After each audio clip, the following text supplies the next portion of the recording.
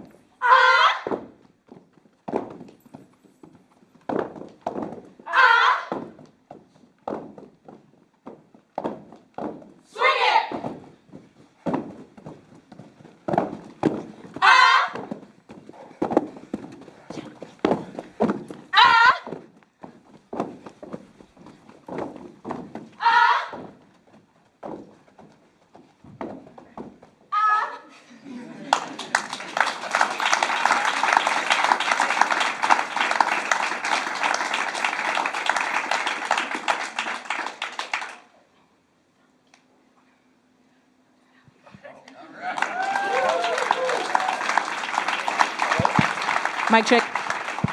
Mic check.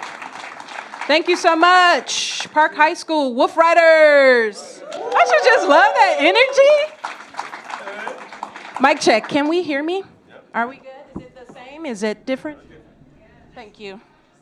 Okay, so my name is Shandella Daring. I'm here because I've been in youth work for over 15 years, both in Chicago, but also here. I moved here like 8 years ago. And so right now, I'm working right now with Step Up, who's 2 floors above here. Step Up, we hire young people, we recruit them, hire, train them, and get them placed into different internships so then they can get that work experience. So if you know any young people looking for summer employment, just let me know. I can give you that information. And we're also looking for employers. So if you're feeling eager, got some extra money in that discretionary budget, think it over. But before I run out of here, I want to introduce our moderator, Kelsey Dawson Walton. She's over there. There she is. Well, I just want to give you a little bit of background, and I'm going to get out of the way. So she received her master's degree in public policy and leadership, and bachelor's degree in political science and black cultural studies from the University of St. Thomas. Go St. Thomas. She worked at Hennepin County for over 12 years, which she began her career as a policy aide in Commissioner Gail Dorfman's office for 4 years. And so that she used that experience to build relationships and gain a founding and strong commitment to engaging community and county in policy and decisions. She then went on to lead community engagement on the Penn Avenue Community Works project in North Minneapolis, in addition to consulting on special projects throughout the city. In 2018, county administration began to discuss the need for a county-wide, coordinated and integrated approach to community engagement. And so now Kelsey is the deputy director of the Outreach and Community Supports Department. And so finally, Kelsey's a mom of 4 and a puppy, so 5. You think about it. She's a wife, a bridge builder, community connector, and so much more. So please help me welcome Kelsey, our moderator. Well, thank you, everyone, and the Black History Month Committee from the city and county for inviting me to moderate this panel. When I think about, we're in Black History Month, so yay. But we know that it's more than just this month, and that we need to focus on. But when we talk about embracing and empowering our youth, it makes me think of it's hard to talk about our youth without reflecting on I see all these people I haven't seen in forever. Hi. We talk about the last 2 years between COVID and the murder of George Floyd and just this unsettling in our country. And I think about our young people, especially our Black and brown children, and in our schools, and as they show up with friends and in sports and other extracurricular activities. They're having to navigate a lot right now. And one of the things that I think we're all here and we're all committed to is to ensure that our young people, that we're not leaving genius on the table, that we are wrapping our arms around our young people and our communities to really help us into the future and figure out what that looks like. And I know, I mentioned I have 4 kids, and my daughter, my oldest, is a senior, and even some of her college application essays, like I said, think really deep. As a young person, as a young African-American female, navigating these 2 years with in and out of school and friendships and academics and kind of your future, how do you look at the future? How do we set ourselves up for success and really pass that baton to our young people to give them the confidence and equip them to really, unleash their brilliance in our world and our society? So I would like to welcome up the panel. We have Cynthia Fraction, who is Executive Director of Cookie Cart. If you want to, I think, come up here, right? Yep, okay. Thank you. We have Coach Jamil Jackson, the coach from Henry at basketball. I'm the Executive Director and CEO. And we have Jamil Lott, who I've known for a long time, therapist with Creative, I'm not going to say this, Couponia. All right.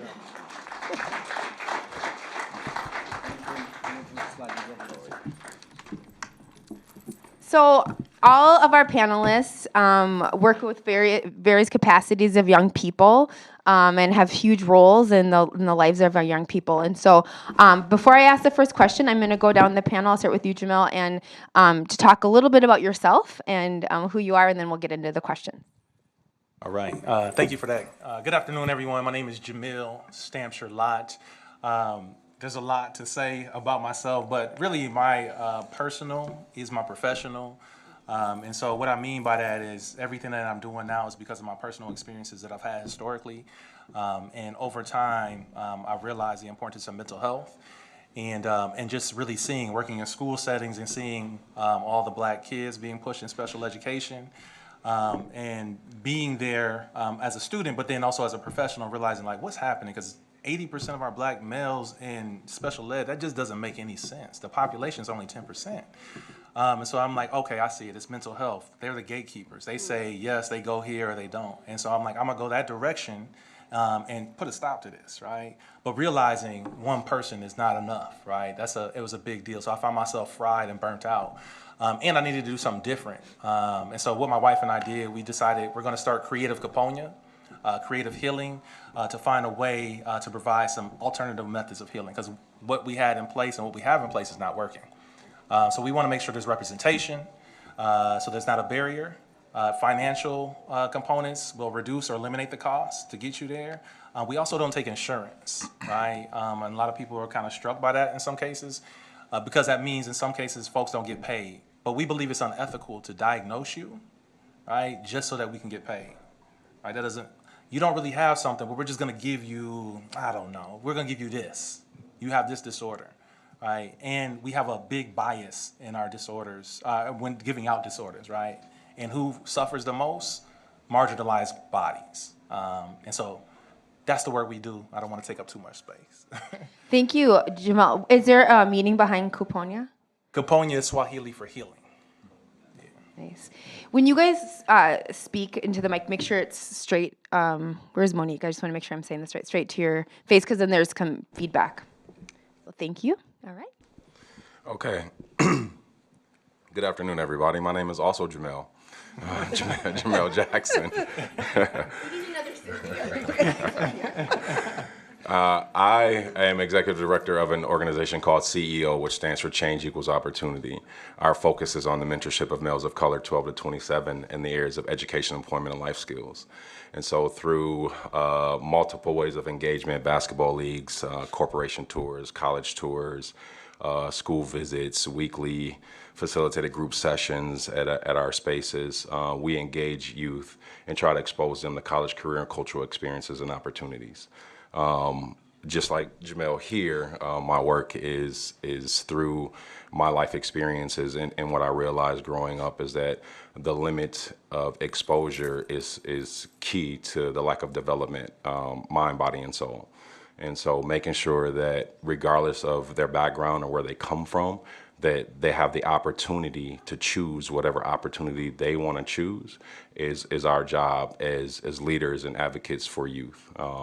And so again, we take them where they are and bring them to where they want to go. We have a Quest program where we take individuals and we partner with local businesses and we offer paid internships for youth. And that's part of our college exposure program, so we can get them to understand what it is that they say they want to be before they go off and start spending loan money on becoming something they don't absolutely know what is yet. Another component is our Run and Shoot basketball league, where we take kids that aren't on high school teams and we give them an opportunity to play in an organized league with referees and stats and all those things and keep them engaged. And then we use that as a way to expose them to the college, career, and cultural experience route from that perspective. So more intentional conversations about where they're at in life and where they want to go and how they can get there, and the barriers that not only are created by themselves, but they're mental from their past, and how they can remove themselves from that and become successful. Outside of that, I am a teacher within Minneapolis Public Schools. I teach a course called Black Culture with the Office of Black Student Achievement. I'm the head basketball coach at Henry High School. I'm a consultant for the Office of Violence Prevention, working with youth prevention, and I am the commander of the Minnesota Freedom Fighters.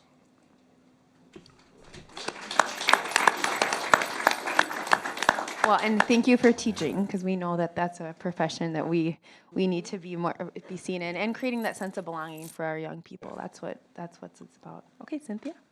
My name is Jamil, and Sorry, Jamil. I'm not consistent about it. Actually, I am Cynthia Fraction. I'm the new executive director of Cookie Cart, and I started in September 1st of last year, and following Matt Haley, who have been here for 18 years. And we have been here a very long time in the Twin Cities area, working with youth of color in particular, helping them to gain valuable skills to prepare them for work, and very simply put. And we look at leadership skills, we look at working with them on customer service as well as life skills. I'm excited because as we come into a new, I say, next generation of this business, it's really started in Sister Jean's kitchen. And Sister Jean, if you're not familiar with her, she's the one who started Cookie Cart, that Catholic nun who actually lived in North Minneapolis and brought children into her home. And really kind of created just something very special, like a lemonade stand. And they baked cookies, but she wanted to do it in the means of teaching kids how to speak to people and to be confident and to employ customer service skills while also learning how to sell cookies and be financially smart. So that's what we do at Cookie Cart. I'm excited because we're taking it to a new level now. In addition to doing that, one of the things that Cookie Cart did, and I don't think that they really recognized what they were doing when they were doing it, but they automated their system where kids were scooping cookies and mixing cookies and baking cookies. We can't have that many cookies out there in a box with kids doing this. We had to be more automated. So now we have more automated systems. And we're taking it to a new level where we're teaching kids STEM. And we're teaching kids what kids would call social justice. We call diversity, equity, inclusion, because these are things that they're going to engage in when they go into the workforce, even if it's just in McDonald's. So we're teaching those components in addition to what we've always taught them. We're more technologically inclined in what we're doing. And it's exciting, the work that we are engaging in going forward. So look forward to some exciting things. All right. Thank you so much to our panelists.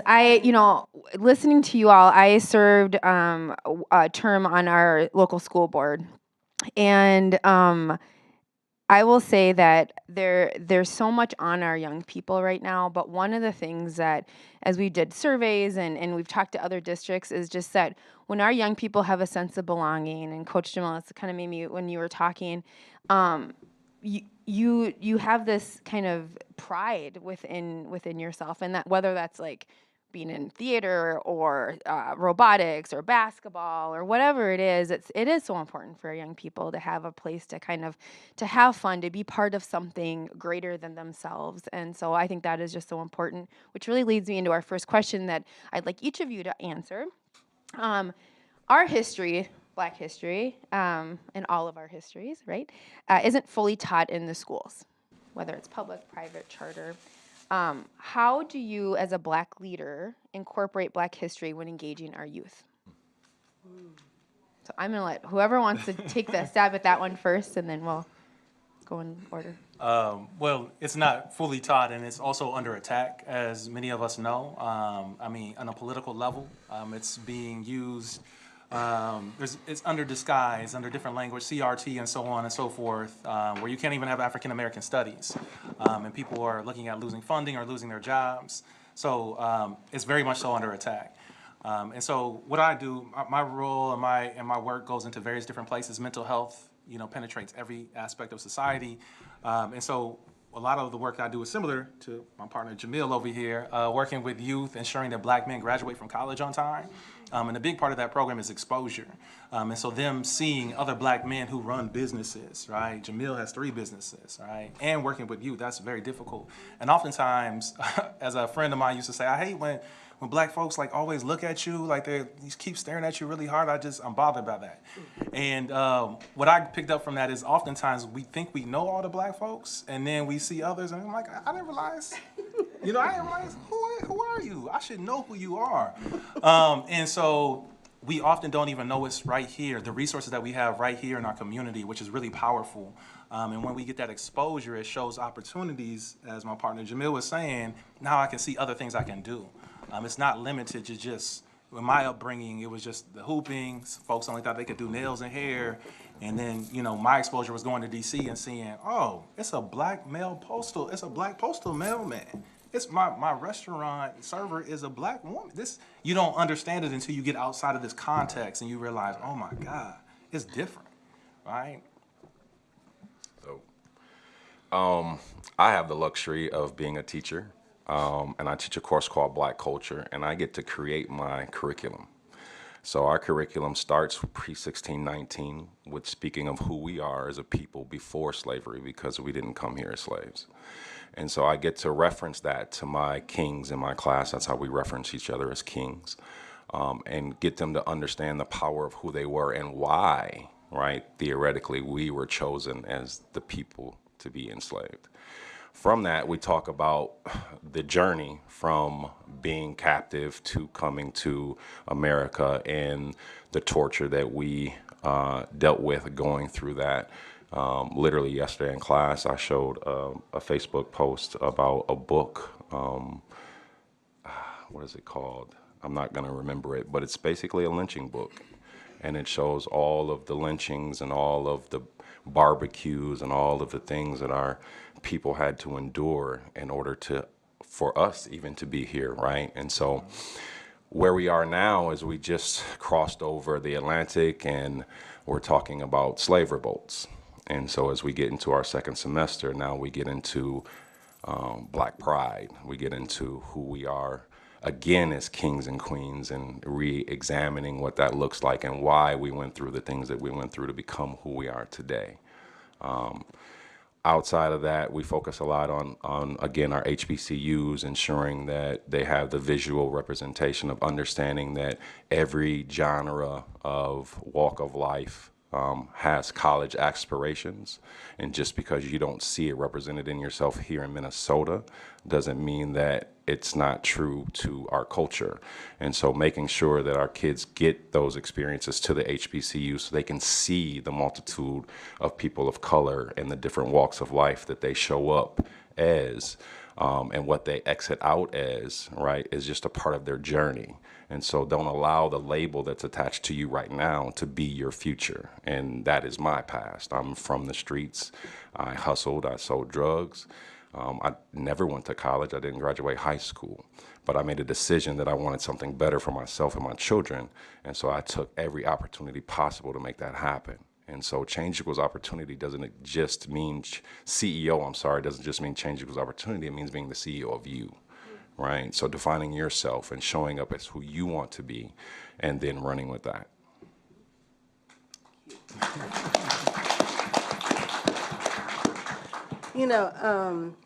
Cookie Cart, having been founded by a nun, a Catholic nun, and she was a white lady. Everybody who's run the organization has been white.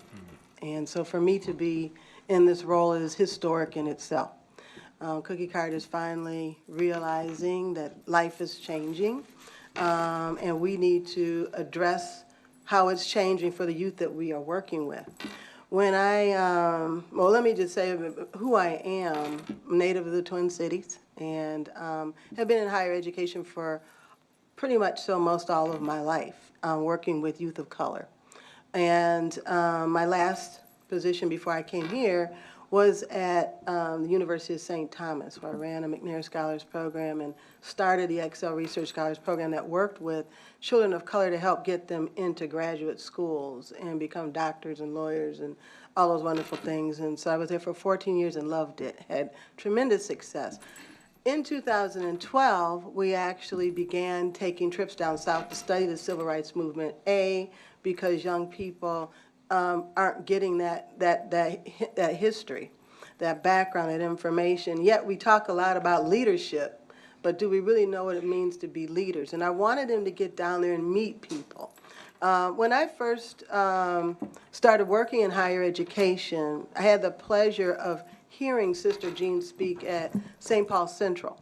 And she was talking, it was during Black History Month, talking about what we need to do in helping to create vibrant communities for children of color. They need to be able to have the same opportunities that everybody else has, and this is why I do what I do, she said. But she also went on to say, I was inspired by another Black woman who also is a nun. And I didn't know who she was talking to until fast forward later when I started taking my youth down south to study the movement, ran into a woman who integrated the first courtroom in the state of Mississippi. Her name is Dr. Flonzie Brown Wright. And she would take us into Canton, Mississippi, and she talked about a Black nun by the name of Sister Thea Bowman. And Sister Thea Bowman would go around the nation and she would push against the Catholic Church and say, you need to take your mission and do something with it for the civil rights movement. And that's what motivated Sister Jean, because she had the opportunity to meet her here in the state of Minnesota. I'm excited because we're going to be able to share those kinds of stories in Cookie Cart. It is time for us to not just only talk about work, but what it means for young people to be leaders in the workforce, and that we're not just working, but we're working for change, and looking at some of the people who have been leaders for us in the past, as well as those who actually helped to start this business and inspire it. So, yeah, we have some work to do in history. I'm excited that we're going to be a part of it now.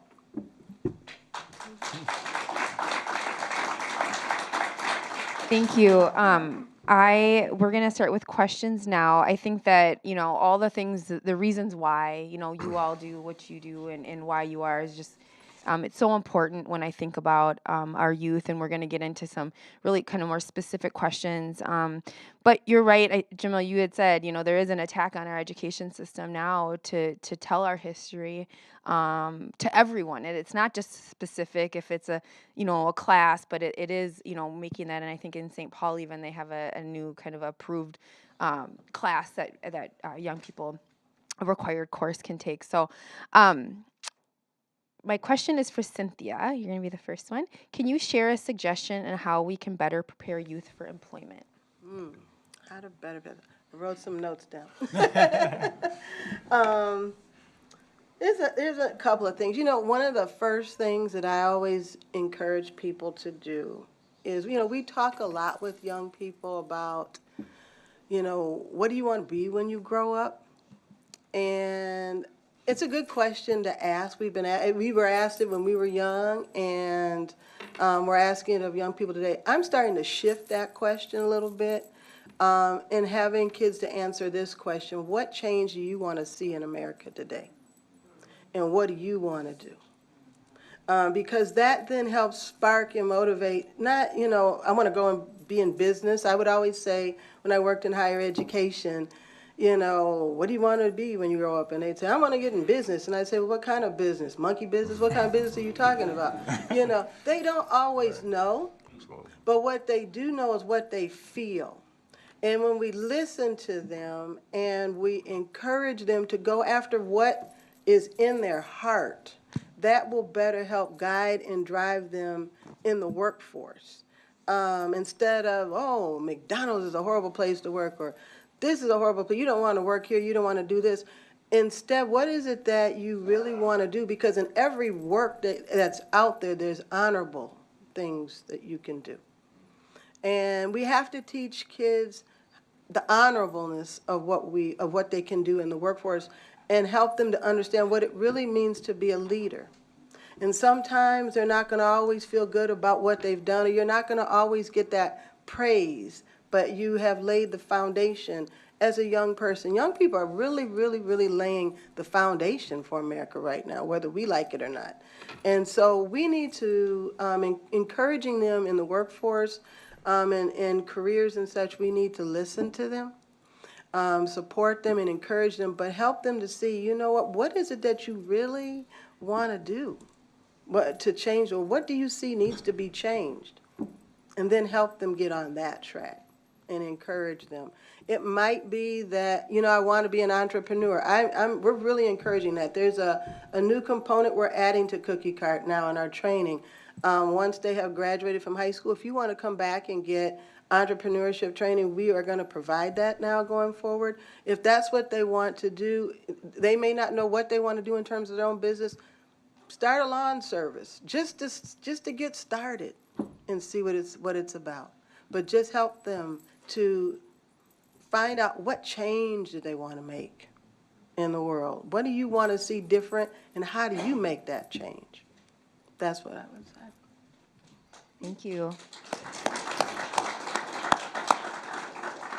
I love that question of, what change do you want to see in America today? And I think that's even more important why that our young people need to know their history, that they're not, that they're standing on all of our shoulders too, and that we're here to support them and really lift them up to really expand their dreams. And I remember when I graduated from undergrad, I moved to DC, and I remember my dad was like, "You're going to have a culture shock there because you're from Minnesota."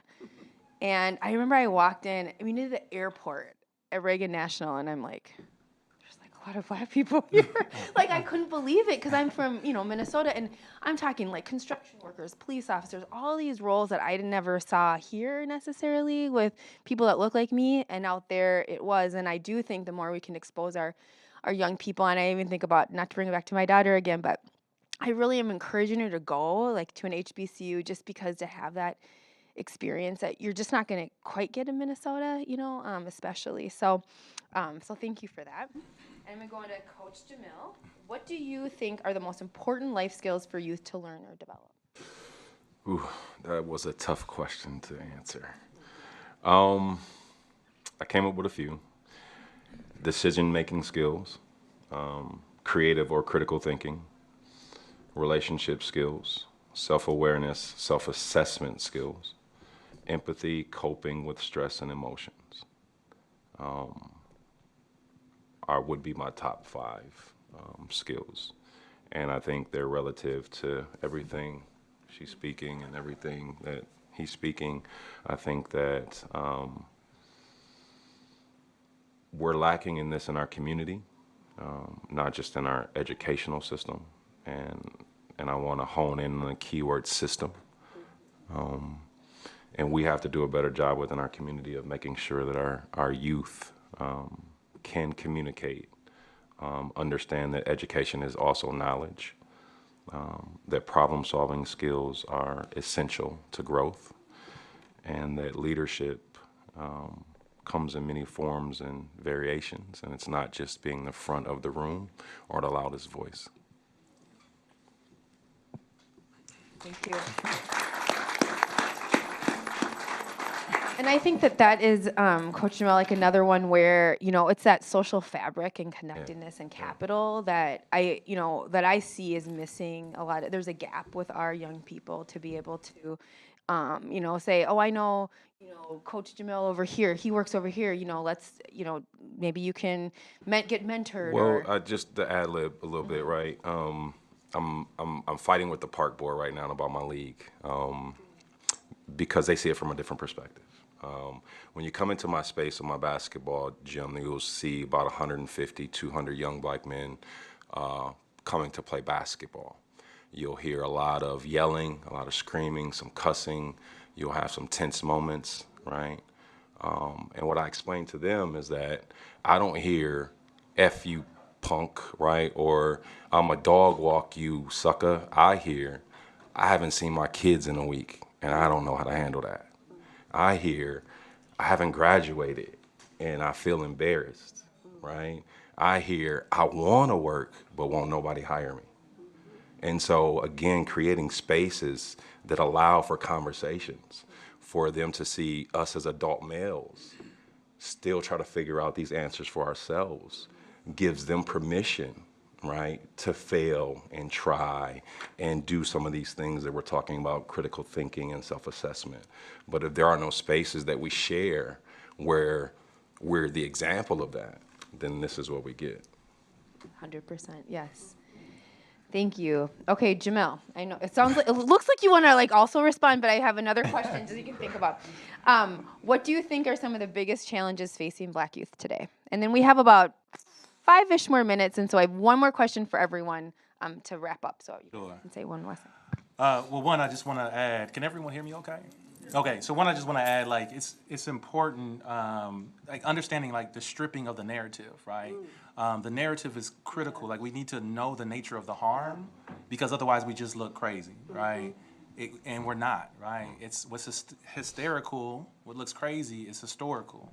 And so if you remove that essence, Sankofa, then we don't understand what's happening right now. We're just confused in the gym, just people snapping on each other, and there's no contextual clues to lead us to, oh, it's because of this, right?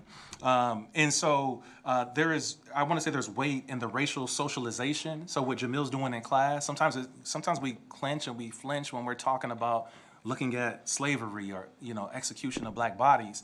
And the reality is that's a racial socialization. That's a protective factor, right? It protects your body. So it's not when you finally make it to DC and you go to Hampton University or go to college, you're not when a racial moment on St. Thomas campus happens, which, oh my goodness, how many racial issues have we had over there? You're not decentered, right? I'm not surprised, right? Like Chris Rock said, I wouldn't be surprised if you just attack me right now, because I know it's there. But when you don't have that racial socialization, you're discentered and you might drop out of school, right? You may never I can't do it's not for me, right? And so there's many challenges facing us right now. And I say us because we're sort of sophisticated children, right? And in some ways we really have just honed in on some of our defensive mechanisms, right? Really well. I deny everything. Nope, that's not me. I put it on other people. Oh, why don't you do this? Why don't you work out? Why don't you? And it's like, I'm really talking about myself, right? And so a few things that we all are aware of is what we got the infection, right? COVID, insurrection, impeachment, right? Inflation. I'm like, man, eggs, $10 for some eggs? Yeah. You talking about $1 for every egg? I mean, walk in the grocery store, you're like, hey. What are we doing? So that leads to insecurities, right? What do I do with my money? Do I buy eggs? Like, what's the alternative, right? William says, buy a chicken. Black people are. But this leads to a lot of things. So like I said, if we are not really sophisticated like children and we don't have language, the narrative, or the tools to address the harm that we're experiencing when our nervous systems are overwhelmed by all of this, right? Insurrection, we have never seen this in our history, right? And so like, what do we do as adults, right? And then what are our kids doing who don't have the language or the words or the systems? And so now we see numbers of like in the last 10 years, emergency room visits for youth for self-harm up 300%, right? Every day, and we didn't honor mental health until it struck, right? And so for Creative Caponia, we're doing our thing, right? And then all of a sudden, COVID strikes, numbers double. I'm like, whoa, right? George Floyd, numbers quadruple. Right? And we have more folks of color than ever that are interested in processing their pain, unlike they could ever do before. And part of that is sometimes we go with the narrative of like, well, there's a stigma. Black men just don't want to whoop-de-whoop. And the reality is, no, it's a protective factor. I'm not going to go into somebody who's going to misdiagnose me, give me the wrong medication, send me here. I'm not doing that. But when it's there, when you have a Black male provider, it's like, oh, and they can understand my language, I'm rocking with that. And believe you. And believe you. Honor your reality, right? And so suicide rates really high. Social media, right? And so exposure to that, Rutgers University, Penn State University has shown for the young folks who are scrolling and constantly getting flashed with we don't see Asian folks getting beat down like that on TV. We don't see right? His Latinx folks getting beat. We don't see white folks. It's so many black male bodies that are just mutilated and disrespected. And what does that do to your soul and spirit? Well, the research shows at Rutgers and Penn State that they're showing symptoms of PTSD just from viewing it. Right? And that doesn't even mention the digital divide. So when we're sent home, we don't know the uncertainty of what's happening. I don't have school, I don't have resources, and everybody can't connect to a high connection speed to like participate in class. So I don't want to end on just the challenges. What I will say is the racial socialization, right? Teaching about what is happening and understanding what's happening in your body. Schools like Friendship Academy, where I sent my daughter. So my daughter was at the age of 2 struggling with, I don't like my curly hair. I want to be frozen, right? Like crying, like having breakdowns at 2. So I'm like, no, very intentional. 95% Afrocentric school. So she goes from kids asking her, why does your hair look like that? To now, babies are like, oh, I love your hair. They're hugging her, and her spirits are higher than ever before, right? So when we have our affinity groups in our workspaces, there's power in that, right? Culturally specific funding. So I'm starting to see that in mental health right now. Culturally specific. We want professionals working with folks of color because we know what history has done, and we need to make up for that, and they need an answer. And so we need to resource this because a lot of times we're dealing with in our families and our communities under-resourced stress, right? So so I grew up getting whoopings, right? But I realized when I had a sibling who was in an abusive relationship and she was like, I'm gonna go back, and I felt like I wanted to like backhand her. I'm like, that doesn't make sense. I'm like, okay, if I have a baby, I will not put my hands on her, right? Because we're conditioned to wanting to be beat. And so my daughter doesn't get whoopings, and that is really hard because sometimes it seemed like she needed But we made it, right? We made it 5 years in the game, right? No CPS calls. But when you're dealing with under-resourced stress, right? A lot of officials in this room, sorry. All right, don't come for me. When you're dealing with under-resourced stress, because it's not a moral thing, right? So when my mom used to give me the business, she would hug me and say, it hurt me. And I'm like, it hurts you? Right. I'm sorry, I just have to, right? And so we do that when we don't have the resources. We don't have other alternatives and answers. So we go to a backhand versus like, this is why you can't do that. I'm going to take the time out to explain it to you. But when you can't make money, right, and you need those resources, it manifests in other ways. And so black folks are finally, I know I'm taking a long time, but black folks are communal, right? Right? Folks of color are communal. Despite our cultural sort of independence, we still aid one another, even when we don't have it, right? And so I'm going to end with that. We are communal, and we are resilient in that communal, and it's not a matter of being defective. There's nothing wrong with you. It's just being protective, right? And it doesn't always look pretty. But I think I'm going to honor, this is why I'm here, because of all of that. Thank you, Jamel. Okay, this has been such an engaging panel. I know we're at time. I'm going to give 1 minute, okay, to Coach Jamel and Cynthia, if you have any last words around just, your role and how it impacts your young people, or anything you kind of wrap up like Jamel did, if you want to say anything else. Yeah, sure. This isn't work to me. I love what I do. I'm honored to do it. The youth that I serve actually motivate me every day. My everyday walk is different, right? I get to experience an aha moment every single day. So my spirits are lifted regardless of how I wake up. Somehow throughout my day, I'm going to get a text message or a phone call or something from a youth that's going to tell me something exciting, right? That, again, could be minute to me, but it's his world. And that's what it's about, right? So continue to expose youth, continuing to live through their journeys. And God is good. That's right. Sounds like a calling to me. So, yeah. All right, Cynthia. I think, what I would say to everybody is that, listening to Jamil, number one, he talked a little bit about the narrative, and that's an important thing. And one of the things that I'm looking to do as Cookie Cart is situated one of two of our bakeries on West Broadway, and the things that we see every day. You get to a point where the sirens, you don't hear them anymore. It's just so sad. What we are dealing with every day. I come in and I see the bullet hole in my window, and we're constantly training our young people in this space. For me, it's important, and I want to share this with everybody, that we understand the historic narratives that we've gone through as a people, but I'm interested also in changing the narrative.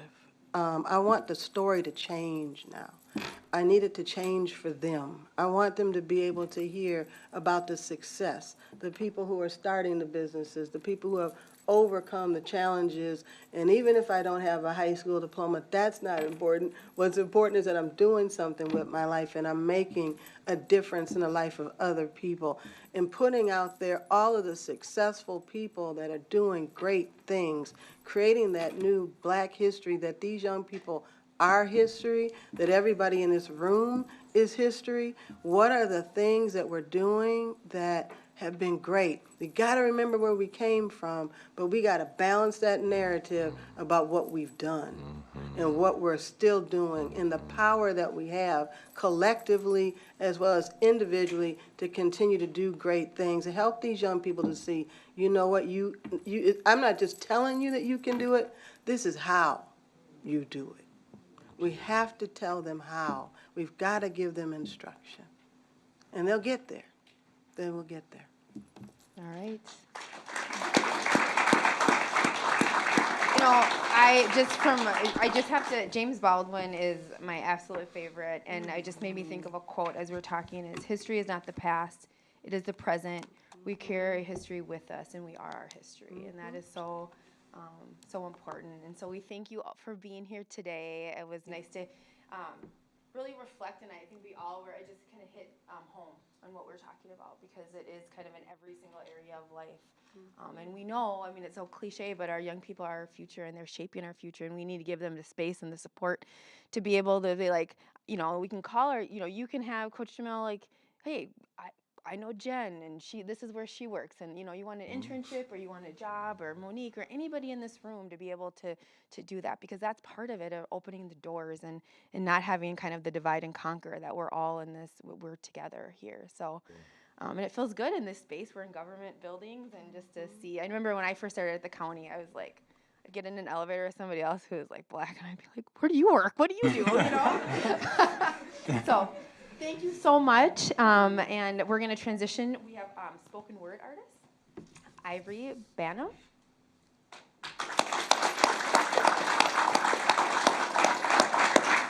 Thank you for being here. And you guys are more than... Go, Ray. Perfect.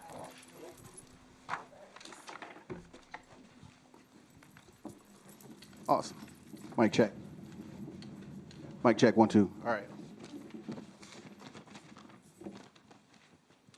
So I think that the panel was a brilliant segue into the poem that I wrote for this specific event, because She Forgets is the name of the poem. It's written specifically for women, men, and young men. It's inflection about the relationship that we have, some of the mistakes, and also some ways to improve. So, she forgets. She forgets that her beauty is so much more than skin deep. Because so many boys who pretend to be men have preyed on her pain and took advantage of her needs. She forgets that the longing for family is everyone's heart condition. Because people who say that they care for her don't take the time to invest and learn her language or listen. She forgets that to grow, there will always be a certain amount of pain, because she's lost trust in who she is and how her tears wash away life's strain. She forgets that the poison of her exes doesn't have to infect her future, because she's afraid to let them go. Somehow she forgot that they never deserved her time, her touch, or her attention to begin with. She forgets that her body is a temple to be worshiped and adored. And I cannot tell her these things because I'm a foreigner and she's never heard this language before. She forgets a woman's worth because we as men have dropped the ball, failing to be open, share our fears, so these women that we need become the pillars that they truly are. She forgets the once-in-a-lifetime event that she truly is, the living poetry of femininity, because we have to step up our respect, provide, and protect, but most importantly, listen to these powerful beings. She forgets how powerful our women have been and continue to be historically, because her coal gets overlooked under the pressures of today's society. She is underappreciated while working to become the gem of our community. We as men must step up to support our women as they struggle to become the queens that they are meant to be.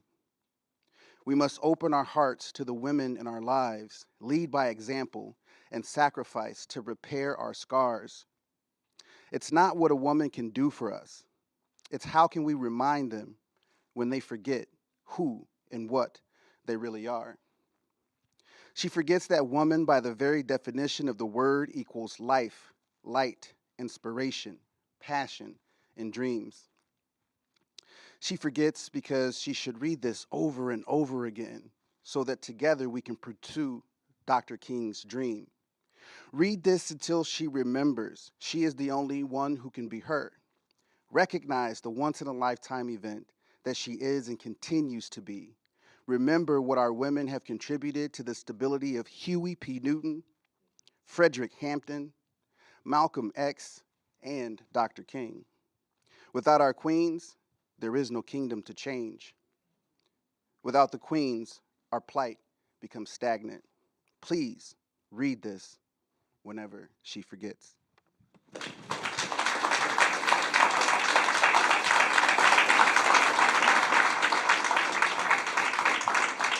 Ooh, thank you. That was really deep and amazing. We really appreciate you for that, Ivory. Very, very profound art that you shared with us. Thank you. So I'm here just to close everybody out. I want to thank all of you for coming today. I want to thank all of our panelists, our moderator, our young talent, our talented steppers from Park High School, and all of you for being here, taking the time this afternoon, and as well as our planning committee. We've been doing this for a long time. I think back to about 2007, maybe, that the city and the county have been collaborating on these events. And we just really appreciate the support and recognizing our history during February, but also every day during the year. We do have some additional events coming up throughout the month that I want to share with you really quickly. Next week on Thursday, February 16th, we'll be doing a History Makers at Home award ceremony. That event will be held at the Capri Theater. We have another event the following Thursday, February 23rd, which will be Rock Your Crown, Past, Present, and Creative right here in the same room in the Public Service Building. There is an event on Saturday, February 25th, that is being hosted by our Race, Equity, Inclusion, and Belonging Department called I Am My Ancestors' Wildest Dreams Expo. That will be from 9 a.m. to 11 p.m. at the Convention Center. That event is free as well. All of our events are open to the public, so please be sure to share in community and invite folks to come and join or to watch us on the city's YouTube page. We've been streaming these events all month long, so you can go back and watch anything that you may have missed or something that you may have liked and want to revisit that. And we also have a few more events, mindfulness, meditation, and movement, so very much centered around wellness. We need to be doing a good job of taking care of ourselves. And those events will be on Tuesdays throughout the rest of the month, and you can find more information on the city's website for that. Thank you all so much. We appreciate you all very, very much, and continue up with this year's theme of resistance. Thank you.